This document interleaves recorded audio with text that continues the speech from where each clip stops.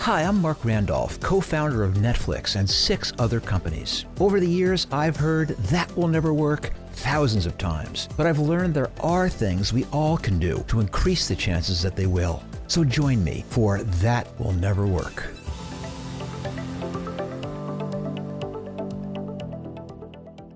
Hey everybody, and welcome to That Will Never Work.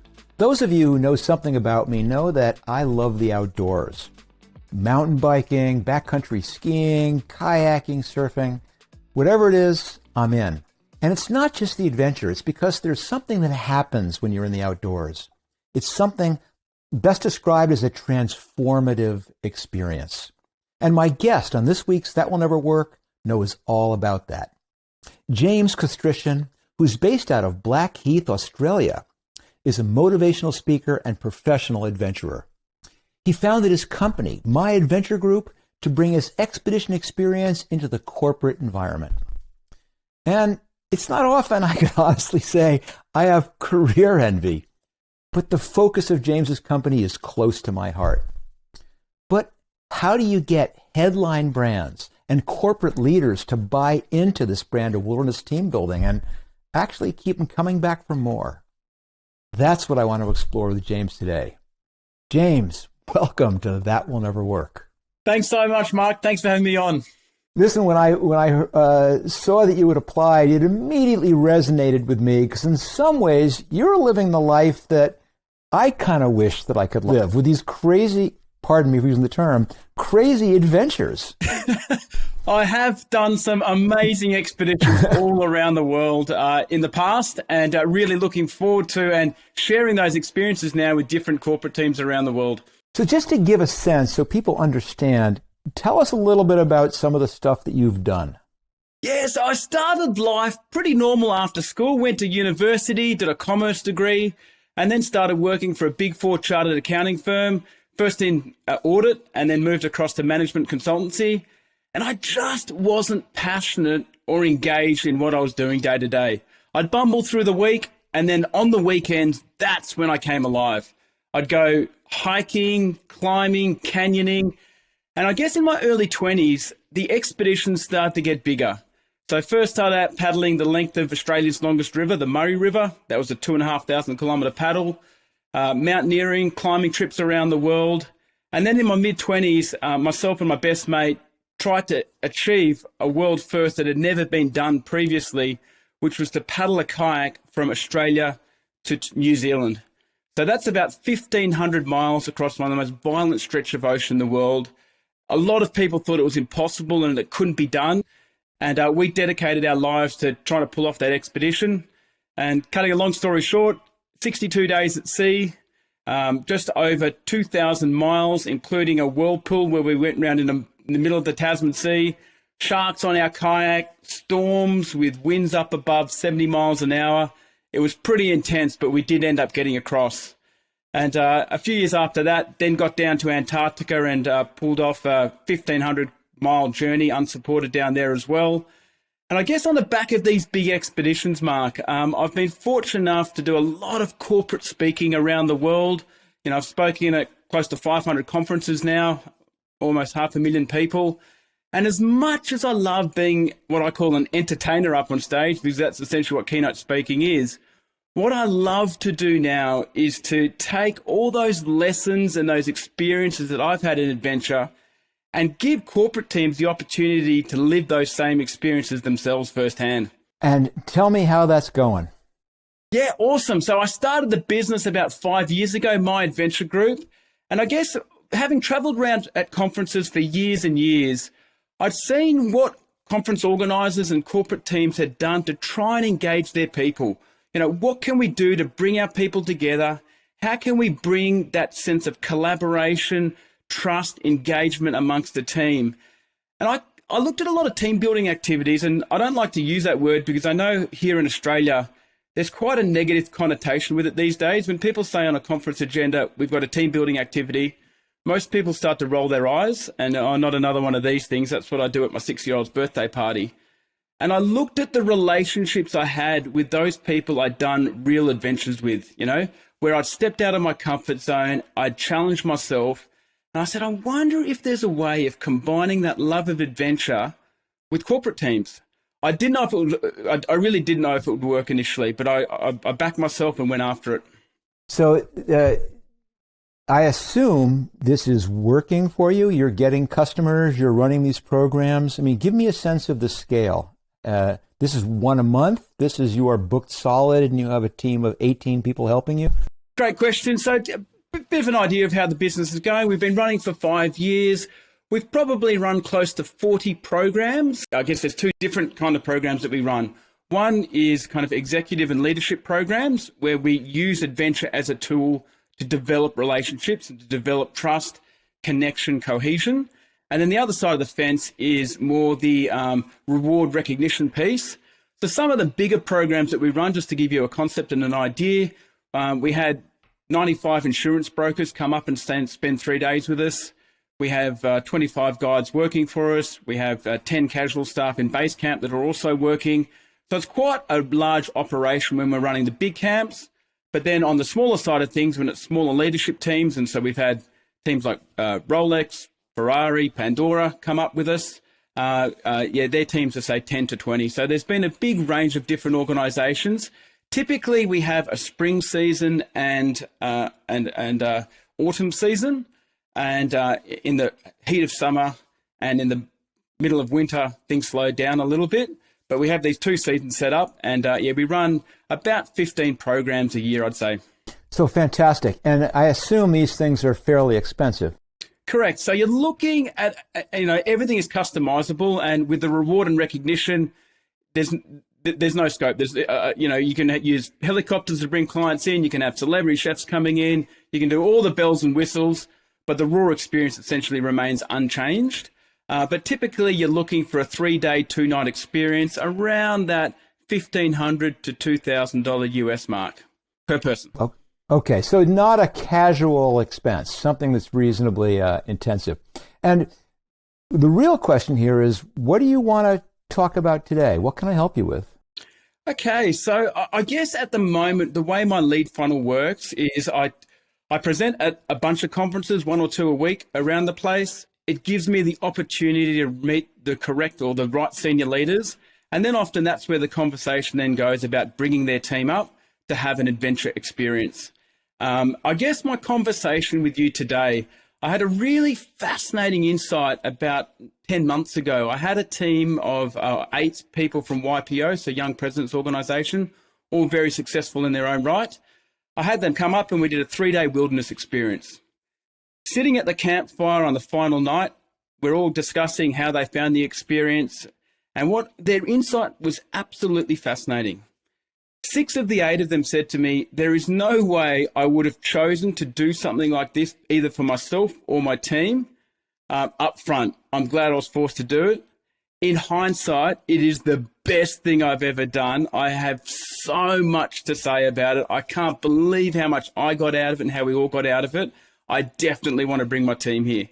So I guess that really sums up my conundrum in that communicating the value of adventure programs to corporate teams is a stumbling block I keep coming up with. And I'm really interested to see your insights on how I can overcome that to, I guess, impact on more people and more teams. So, James, it's a fascinating problem. And first of all, congratulations to the fact that you've kind of managed to figure out a way to get paid for being able to spend time out in the wild. An envious circumstance. But I recognize the problem that you have. It's really hard for people to see what they will get out of it because it's an experience that's so unrelatable to most people who their wilderness experience means maybe going to the park to play footy or something like that. They can't picture how can this possibly impact me in a positive way that's beyond just the physical, that it will actually change me mentally as well. Fortunately or unfortunately, I actually have a fairly good grasp of what you're dealing with, partly because of my own personal experience from doing, listen, I've never kayaked across the Tasman Sea before, and neither do I want to, I will share with you. But I've probably at last count spent more than 500 nights sleeping on the ground. I've been in these crazy, ridiculous circumstances, so I kind of understand not only why that in some ways is a pleasurable experience, or it's type 2 fun, as my family calls it, but how it changes you. How, as I alluded to at the beginning of the podcast, that it can be a transformative experience. And one of the organizations that I spent most of my life with, called the National Outdoor Leadership School, or Knowles for short, which basically uses the wilderness as a classroom to teach leadership by bringing groups of people, young people, old people, executives, the full range, out into the mountains, and using that to teach a leadership curriculum. And it's fascinating because one of the byproducts that no one expects is that transformative experience, how it just changes how you see yourself, how you relate to people, how you see the world. Hugely valuable, but not something that you recognize on your way in, not something you necessarily choose.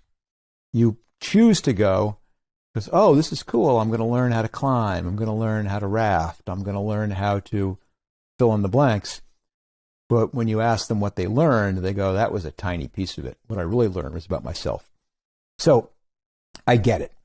I also guess this particular school, Knowles, is more than 50 years old and originally had a single product, which was this 30-day wilderness adventure. So a very, very large commitment of time, very, very large commitment of money. And as a result, it was reasonably small. Never more than perhaps 3,000 people per summer. And that was for the first quite a few number of years. I mean, you may say, oh my God, if I got to the point I had 3,000 people a year, I'd be delighted. But for the scale of the school, it was not enough. And so they faced the similar challenge that you did. And I'm all doing this as my wind up, just to basically let you know that I kind of know what you're struggling with, so that hopefully my advice actually is coming not just from left field, the U.S. expression. Yep. But not coming out of nowhere. There Sure. you go. There's more universal application. But it's actually coming from some informed place. There's a second issue based on my reasonably good knowledge of Australia and the culture. Is if it hasn't gotten to your shores yet, it soon will, which is that there's this deep resistance in corporate America in particular about putting people into circumstances which may be uncomfortable or difficult. And it comes from the realization that there are certain people, and I'll put you and me in that category, who thrive on physical challenge, who thrive on discomfort, who love type 2 fun, the type of things where, and the moment is a long way from being fun. Yeah. But in retrospect, you go, that was awesome. And that a certain type of person likes that, resonates that, appreciates that. But that part of being a good leader, at least in North American corporate culture, is recognizing that not everyone feels that way. And that we have to be exceptionally careful about assuming that the things that I find thrilling and exciting are going to be received the same way. That in fact, there's this danger. We're all very, very careful about being racist, about being ageist, about being making judgment, being sexist. But there's a risk of us being, I'm not sure that word for it is, but healthist or fittest. In other words, making judgments about people because they're not as physically fit or as adventuresome as we are. Sure. And so, to my knowledge, Australia lags slightly behind these cultural trends. And if it's not there already, it's coming. And I'm saying that it's going to make your life even harder. Sure. Which is, you're trying to get a large company to budget this, and they're going, I'm going to get in deep trouble if I try and get everybody, make this a mandatory exercise. Anyway, I get it. It's interesting you say that, Marc, because essentially what you described as a Knowles program and a 30-day wilderness program, that is where you're going to see the real growth. But I guess I've kind of bastardized, corporatized my experience for the market. And so I only do a 3-day, 2-night kind of experience.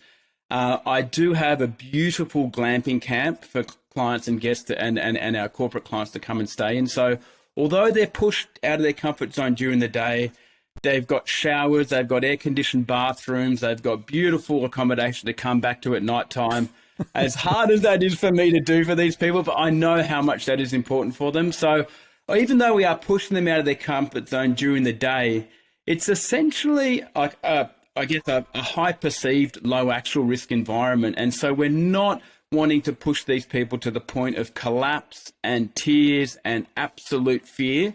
We're just wanting to give them that authentic experience so that as colleagues and as people that work together, they can see that person stretching themselves, or they can actually see real human emotion in that person. And for me, that is one of the building blocks that builds trust and connection amongst the team.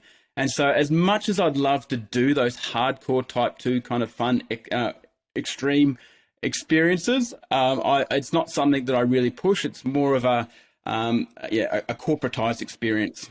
Boy, hot showers and air conditioning, that's my current kind of wilderness experience. But I get it, and I think that's fantastic. And in fact, because of what you're doing, you'll resonate even more intimately with what I'm going to suggest. Is I believe, and this is not just for you, but I think it's for anyone who has developed this high-end, expensive product, which really fully delivers some incredible benefit, which is don't stop. It is your flagship. And perhaps you begin to realize, in fact, there's a room for an even more intensive, there is a room for a 7-day experience. But of course, for even fewer people than you're doing the 3-day. But in other words, you create this one program which represents at its core everything you've learned about how to translate the wilderness experience to corporate benefit, to personal growth, to being able to work as a team better. You spare no effort in doing that. And you've done that. And you've created the one thing which is the hardest to create, which is this flagship product. What you're missing is all the ways you take advantage of that flagship product. And this is where the deep thinking comes in, and the benefit you have already, which is having lots of participants who have benefited from it. Because the challenge here is to begin to back up and think, what is my 80-20? What is happening that I could do for 20% of the time and 20% of the expense and 20% of the commitment that would give people 80% of what I'm truly giving them? Don't change the flagship product. You want that to hold up. You want them to think about my adventure group. Oh, that's the one where you do these incredible 3-day team building. But you also begin to develop this program of the intermediate steps between that and between your keynote. I mean, your keynote is you get an hour with 500 people. Yeah, you move them a little teeny bit. And now you get 3 days with 7 or 8 to 10 people, or 75 at the most, and you move them a lot. I want you to fill in that continuum. And I want you to be, and there, I promise you there is a way to do it.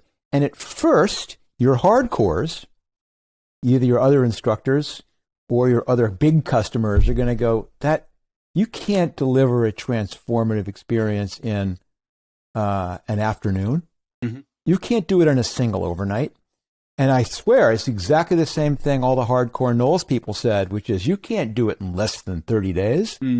Well, you know, kicking and screaming, they go to 2 weeks, then they go to a week, and lo and behold, yes, it's not the same, but you absolutely, there is transformation that takes place. But it comes not from just superficially saying, all right, 3 days to 1 day. So we cram the curriculum in. It's being super smart about going, what can I parse out? What can I break apart? And I'm not going to reveal what the Knowles does for it. I'll let them explain that in their own materials. But they've come up with this very clever program that they use to get people to take that first step, where someone can easily sign up to bring their entire department because it's a half day and it's conducted in a local park. Yep. Does not require overnight, does not require carrying a pack for two feet. I mean, it's a different thing, but yet they've been so smart about it. They've built this curriculum where you come away going, wow, I got so much out of that. And then more importantly, it feeds on itself because in that group, since you've now brought 10x people through, you have managers who are going, this is really interesting. And lo and behold, your instructors are, well, boy, I think you actually might benefit from our 3-day program. Awesome. And then these people in the 3-day program are going, you might benefit this summer from doing our 2-week program. I mean, in other words, it's this continuum where if you have 500 people a year going through your My Adventure Group programs now, or 1,000, whatever the number is, I don't know. Yep. Well, maybe the next step for the one overnight is 5,000, and for the afternoon is 15,000. But it's building this whole range, which has two things. It's something for everybody. Yep. So in other words, all I have is an afternoon, great, have something for you. All I have is they have something for you.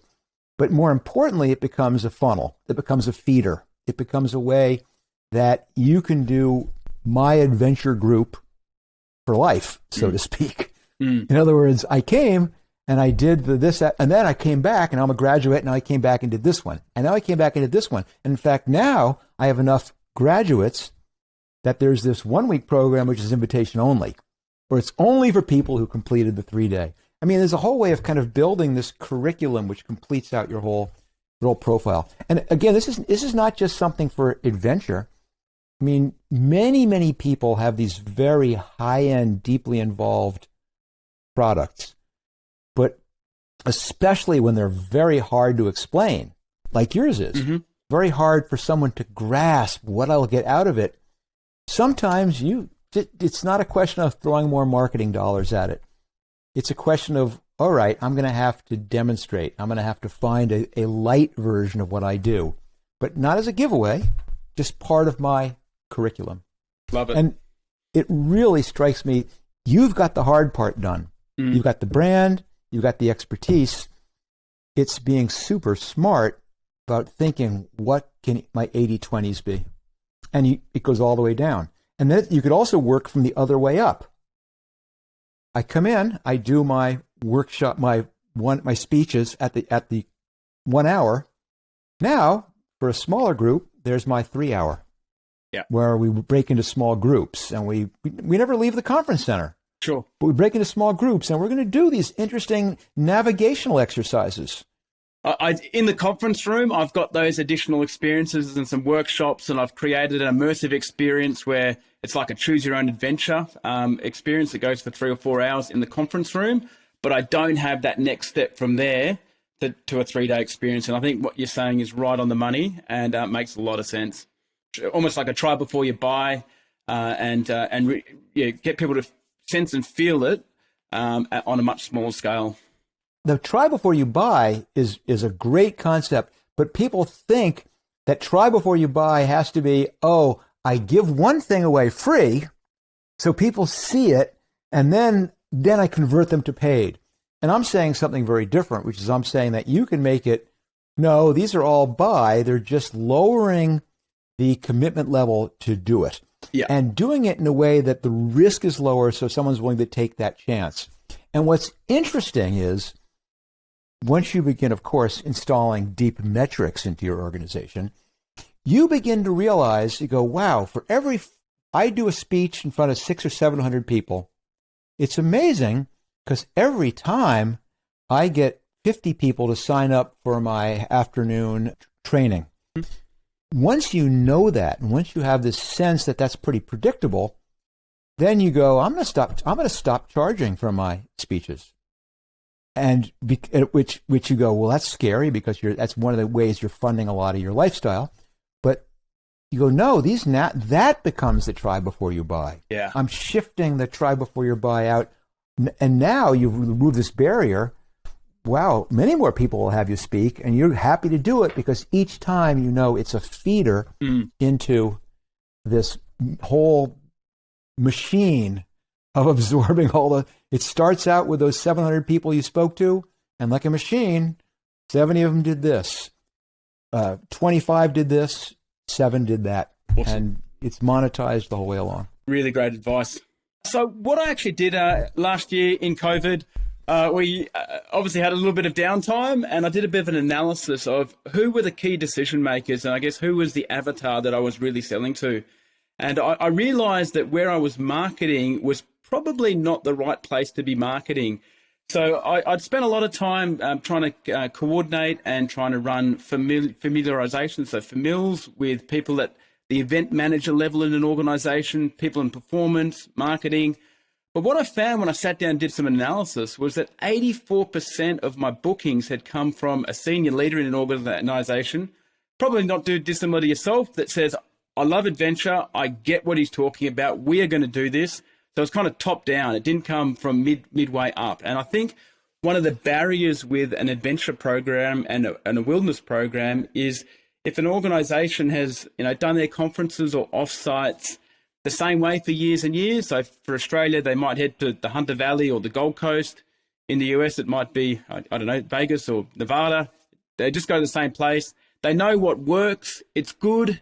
People enjoy it. You give them a few drinks, have a nice meal, a little bit of entertainment. That's enough. To go to that next level, it often requires a senior leader to go, no, we're committing to this and this is what we're doing. And so I guess my question to you, Marc, is it worth trying to invest and trying to build out targeting that middle level person in an organization, or should I just keep on with what's winning, which is, I guess, the leaders? No. Well, first of all, always be very careful about giving advice on things I don't know anything about. And want to be very careful about giving something specific. The pattern that I'm hearing is no, why would you muck with something that's working? Meaning you've tried going to the middle of the organization. You've tried, and it's not working. It turns out to be a top-down decision. I take it the next step. I don't say, how do I change my message? I really go, how do I change my product? What is happening is it's so alien, it's so unfamiliar, it's so expensive, it's such a large time commitment.